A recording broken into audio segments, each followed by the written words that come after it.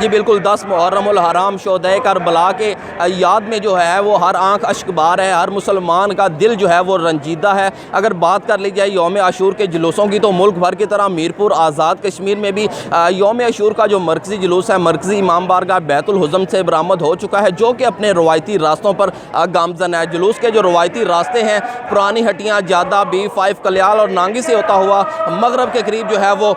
چوک شہیداں میں پہنچے گا، جہاں پر عزاداران جو ہے وہ سینہ کو بھی زنجیر زنی بھی کریں گے اور عزاداران حسین سے ذاکرین جو ہے وہ خطاب بھی کریں گے۔ اگر سیکیورٹی کی بات کر لی جائے تو SSP عرفان سلیم نے میڈیا سے بات کرتے ہوئے کہا کہ 500 سے زائد پولیس اہلکاران تعینات کیے گئے ہیں جلوس کے راستوں میں۔ اس کے علاوہ جو سنائپرز ہیں اور 1122 کے اہلکاران بھی تعینات ہیں۔ اس کے علاوہ جو ہے وہ فضائی نگرانی بھی کی جا رہی ہے جلوسوں کی، اور جو ہے وہ فول پروف انتظامات کیے گئے ہیں تاکہ جو ہے وہ آج کا دن باخیریت و بعافیت گزرے۔ اس کے علاوہ جلوس کے راستوں پر جو ہے وہ مختلف جگہوں پر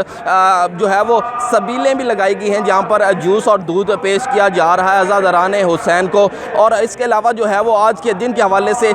سیکیورٹی کے جو ہے وہ فول پروف انتظامات کیے گئے ہیں۔ جی